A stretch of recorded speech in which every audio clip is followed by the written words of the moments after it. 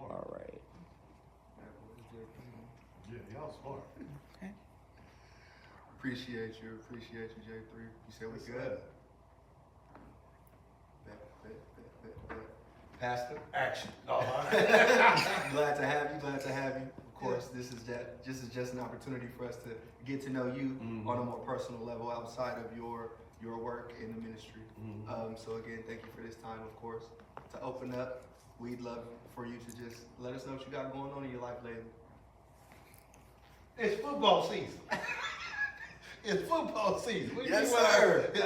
College football, pro Yes, football. It's football. It's Man, football. what kind of man? It's football and chill. That's Football and chill, huh? That's it, that's Y'all it. heard that hashtag, football Well, and and chill. chill. All right, bet. So with it being sports season and everything, we know you locked in outside of, writing sermons and things like that. Yes, sir. Yes, sir. How's the family? The family, she over there, she good. She over there, she crazy. Keep me in prayer. Yeah. And keep me staying on my knees praying. Yes, sir. Hunting them birds. And the boys. And the boys, Well, I call them boys. I call them young men because they over 20. So them young men, So trying to be a role model. I hear you. For them. I hear you. So, whatever you care to share, feel free. But go ahead and tell the people a little background about yourself. What? Y'all don't want to know all that. Y'all don't want to know all that. I don't want to know all that. I come from humble beginnings. Yes, sir. I'm a church boy. Yes, sir. I'm a church boy. I was raised in the church. Pretty much spent majority of my life in the church, around the church. Everything church. That's how I was raised until I got out. Well, until I graduated high school and wanted to be the prodigal son myself and get out and experience life on my own outside of mom and dad. Just telling Justin. And college life for the brief time I was in college before I made some bad decisions. But in those bad decisions, it led me back to my foundation. Yes, sir. And here I wound up back in the church. Back in the church, spent a lot of time running from ministry, and now all I do is ministry. Yeah. Funny how life happens. That's right. God got a way of bringing it all back I together. had that conversation earlier. I was telling Madison at home. I said, it's funny because when I was a teenager, I was at church, home, football practice, or school. Now that I'm a 32-year-old man, I'm at church, the gym, home, or work. It ain't no different. And it's always funny how life happens full circle like that. Come full It's circle. just a beautiful thing. Yeah, yes, sir. I had my prodigal son moments. We all had them. We all had Yes, them. sir. But that's a great segue into this next question. Whatever you care to share, what was life like before you came back? Before I came back, what's the saying they do now? The turn up was real. Turnover. The turn up was real. I was out there wilding. As real as it gets. As real as it gets. I was out there wilding and just doing my thing. Yeah. What I thought was right. Yeah. Out there stinking and drinking.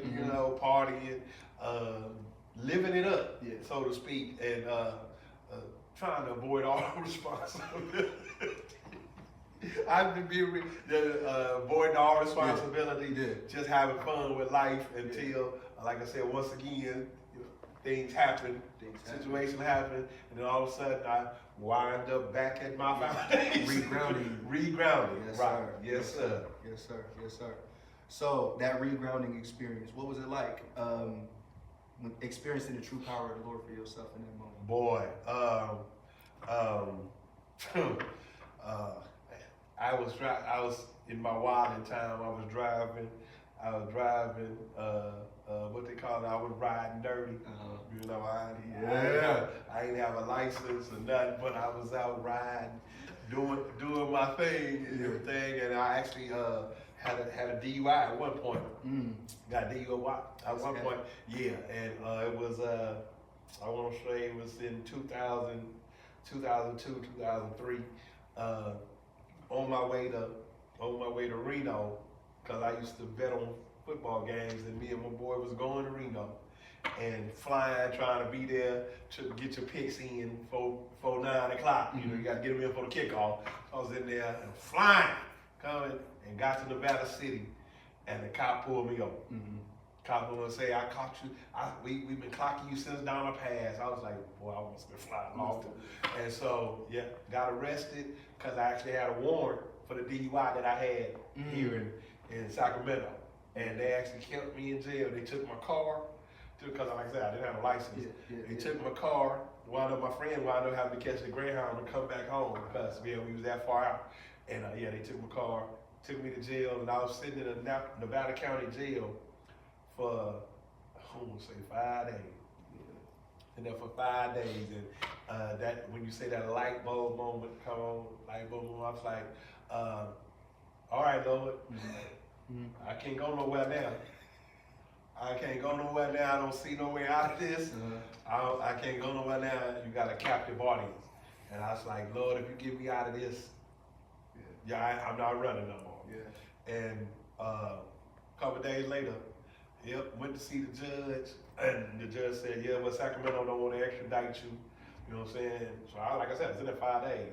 They didn't want to extradite the warrant, whatever. We're gonna go and let you go. And somebody had to come pick me up. So I had somebody to come pick me up and bring me all back. I lost the job that I had at the time, and it's like, Lord, I can't run no more. I'm good. And you know, this is, like I said, this is my anniversary coming up, but it's also been 20 years in the mirror. Like I said, that was 2002, 2003. Well, 2004, I announced my calling. 20 years ago, I announced my calling and everything. I went ahead and announced I'm through running. You know what I'm saying? I'm through running, and I've been working in ministry ever since. And then along that way, got the DUI cleaned up, got my license back, and just started trying to do everything like I should have been doing. Thank God for opportunity. Opportunity, second chances. Second chances, man. Yeah. That's beautiful. So Mount Hermon, you've been here 12 years. 12 years. How was your first experience here? How did you know this was truly home for you? 12 years. The funny part about that is, like I said, I didn't know this church was open. Didn't know the church was open because I used to pick up a couple of members from because we was at Mount Calvary at the time.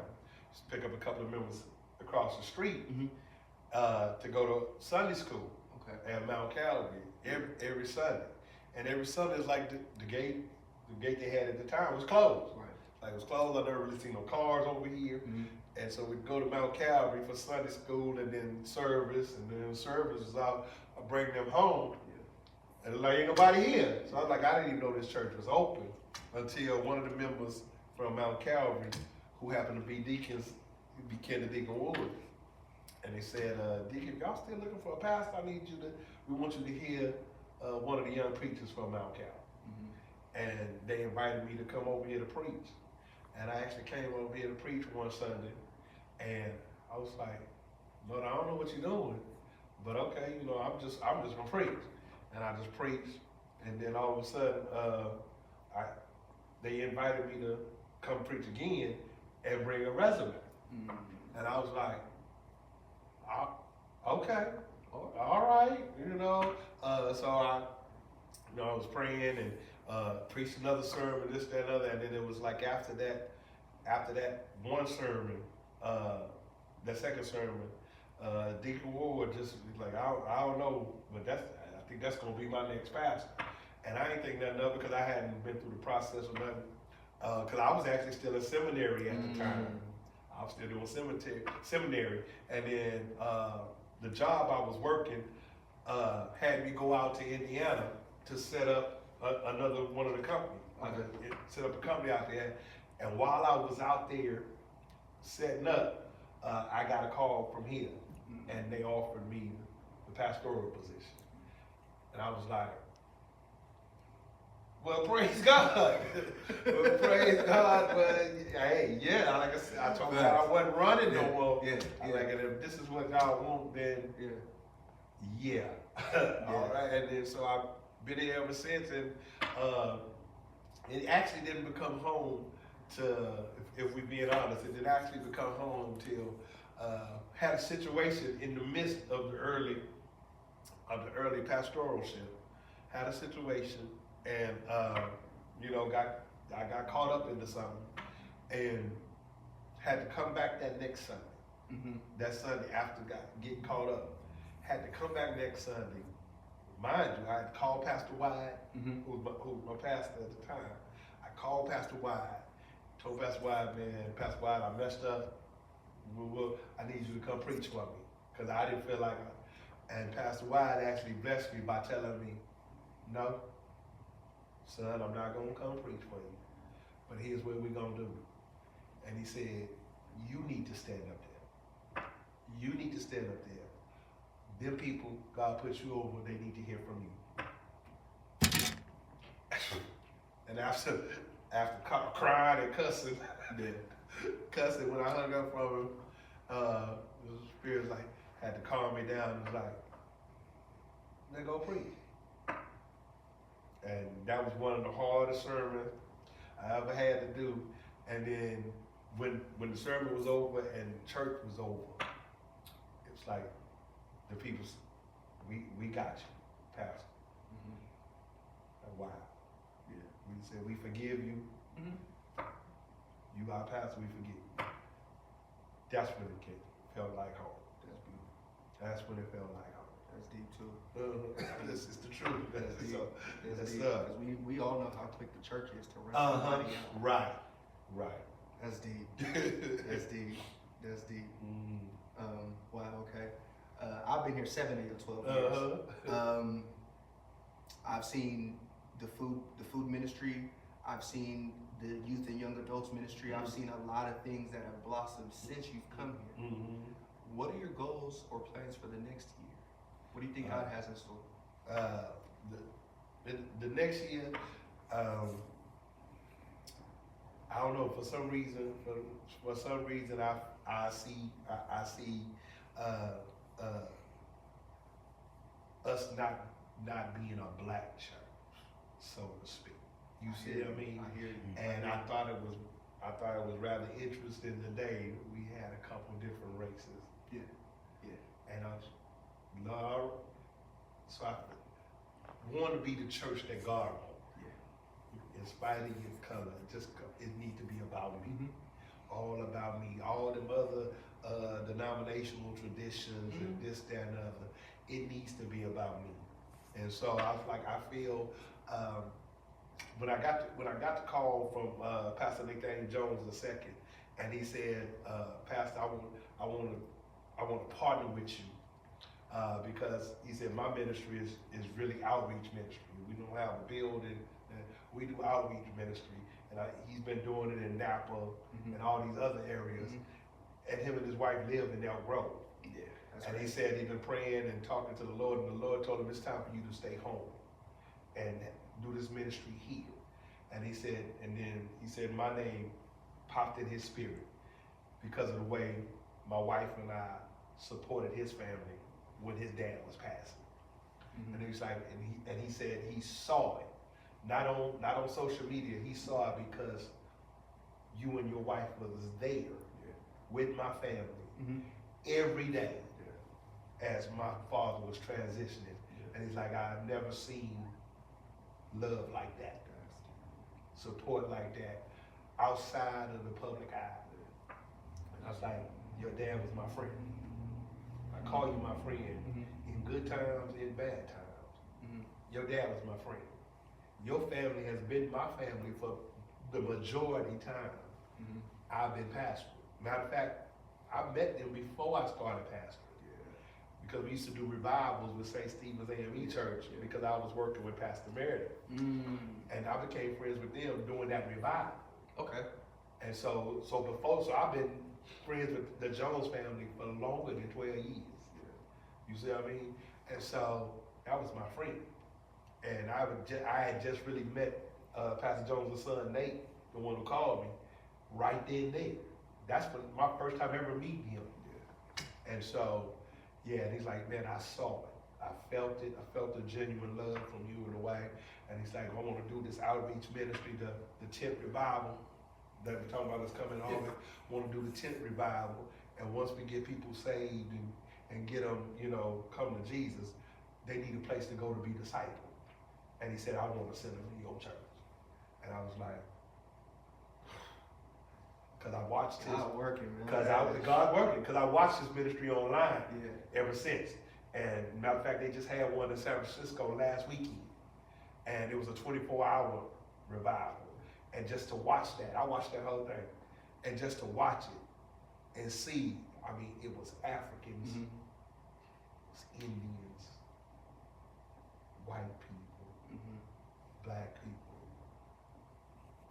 just there Yeah. for a Jesus awakening. And I said, I see you, Lord. I see you, Lord. Yeah. My focus is right there.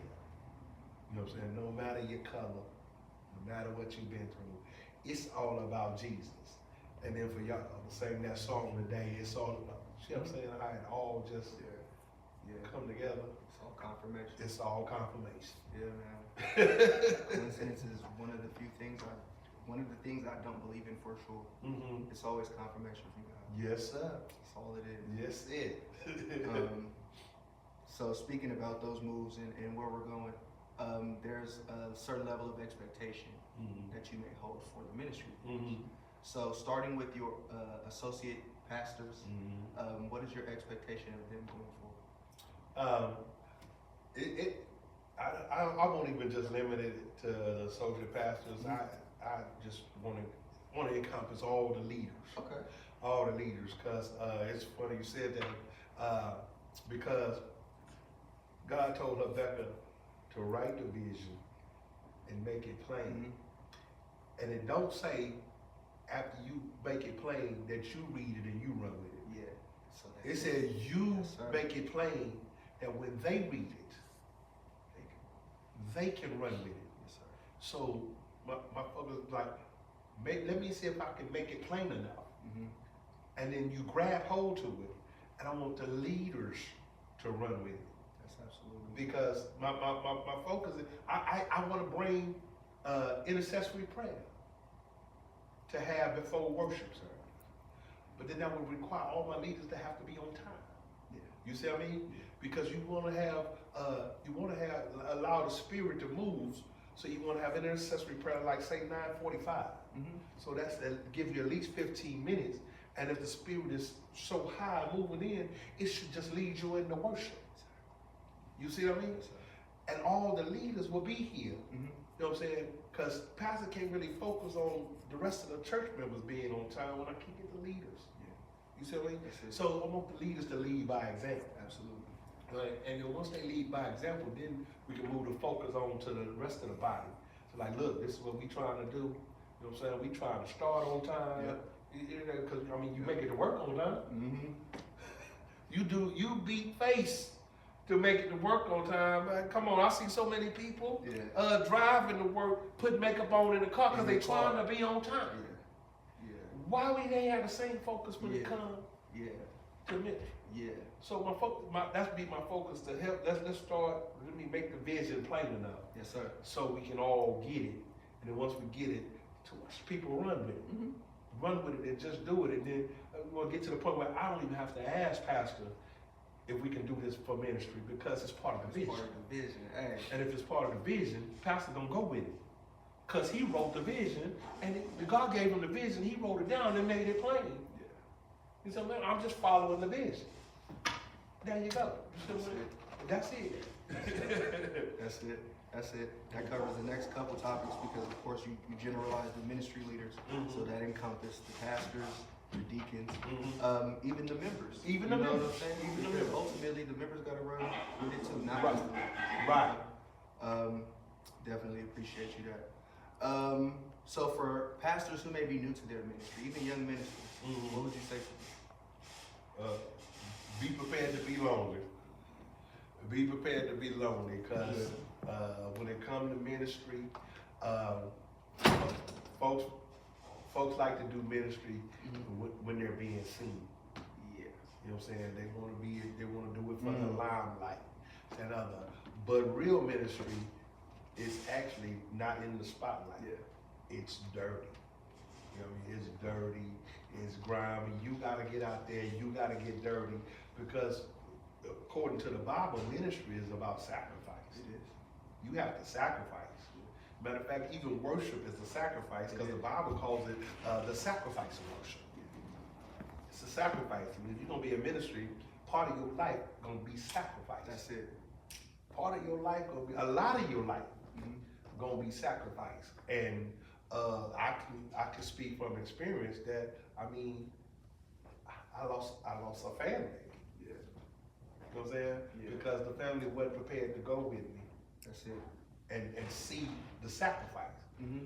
Because I'm spending so much time sacrificing, Yeah.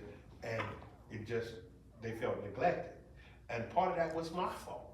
You know what I'm saying? Part of it was my fault because I didn't make time. Yeah. But now that you know better, you do better. Yeah. And you doing it for the Lord give you another chance. Yeah. You see what I mean? And then now I got family Mm-hmm. that not only support the sacrifice, but are in the sacrifice with me. Mm-hmm. You see what I mean? Yeah. In your corner, not in your circle. There you go. Not in your circle, but in your corner. Yes, sir. And that now every time I'm sacrificing and I'm here, Yeah. she here. Mm-hmm. You know what I'm saying? I don't ask her to come. Yeah. I don't ask her to come. She come. See, if you going, Yeah. she say, well, I'm going. You got another service to go? I'm going. I'm So going. what I'm saying. So somebody that see the sacrifice and is in the sacrifice with me. You know what I mean? It holds a lot of weight, because it also takes weight off of you. Yeah. You know what I'm saying? Because now you ain't like, am I giving her enough time? I'm doing this. I don't have to worry about it because she here. True help me. There you go. That's a true help. That's a true help me. So now she's in the ministry with me. Yeah. It makes me feel stronger. Yeah. You see what I mean? Yeah. And I can focus more on what the Lord want me to do instead of focusing on how you feel. Mm-hmm. You see what I mean? Yeah. Making sure I'm giving you enough attention and enough time. You know what I'm saying? Yeah. Because now we sacrificing together. Exactly. We sacrificing together how Lord intended marriage to be. I'm gonna submit to you because I see you submitting. Yes, sir. You see what I mean? Yes, sir. Yes, Yes, sir. Just had that conversation in my household the other day. And submission is not even about doing stuff for other people. It's making them feel as though they actually have the authority to make those decisions. And that you're supportive of it. Right. Even if it's just her asking, what do you want me to cook tonight? That's submission. It's not Right. just the act of her cooking for Right. you. It's the act of her making sure she's cooking what you want her to cook. You know what I mean? That's What you beautiful. have a taste for. That's beautiful. Right. That's beautiful. That's beautiful. I appreciate you today. Yes, sir. Just before we end it, any special acknowledgments, shout outs, recognitions, ideas you want to leave us with? Well, that segue. I want to shout out my wife. You know what I'm saying? Absolutely. I First and that's foremost, son. right. I want to shout her out because she sacrifices to do the food ministry to keep it going, and she sacrificed the clothes giveaway, and then she sacrificed a lot of stuff she want to do. You know what I'm saying? Or she may have an inclination to do for ministry. Yeah. You see what I mean? So yeah, I want to shout her out. I also want to shout out this video ministry, y'all. Yes, sir. Y'all doing real good. Yes, sir. Y'all doing. That's real Jesse, good. man. I really Yeah. appreciate Jesse Doing for being real on top of good. it, man. It's literally like you said, when you write the vision to make it plain. He'll tell you the truth. We get excited talking about the ideas that we have, and we get excited about bringing them to you, knowing that it's a part of what you have as the vision for the church. Even when it comes to winning those new souls and getting dirty, Right. We understand that it's going to take that, so we're trying to gear ourselves for that. So you know what I'm saying. Appreciate you for holding us accountable. man. Funny earlier when Brother Powell said keep your Foot on your your knee on neck. my neck, I was like, boy, if he ain't speaking for me, because that accountability pushes us further. Absolutely. And so that's why when I pointed y'all out today, just keep your foot calm. Yeah. You see what I mean? Because I don't know if Cam he actually look up to y'all. You know what I'm saying? He actually look up to y'all and aspire to be like y'all. I don't know when he first started and he first became on trial, how he done changed his dress. Mm-hmm. You know what I'm saying? Because he see the way y'all dress. You know, now he got church clothes. You see what I'm saying? Because he see y'all. Yes, sir. You know what I mean? And it ain't dressy or nothing, but he's aspiring to be like y'all. Yes, sir. And so that's why, like, not only for y'all to hold him accountable, but it gives y'all responsibility. Yes, sir. You see what I'm Yes, saying? Because I want y'all doing good, but we can be better. You know what I'm saying? We can be better because we want cams in here. Yeah. You see what I'm saying? We want a bunch of them cams in here. Yeah. Because like if you don't have youth in your church is dying.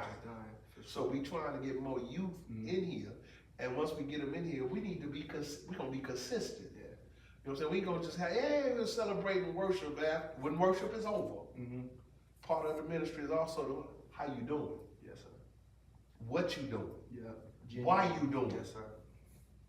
You know what I'm saying? Because the world will show them love out there until they die. Why don't we show them the love while they here? Yeah. You know what I'm saying? While they here, let's show them love. Let's do it. And not just in here, but out there too. We genuinely care about you.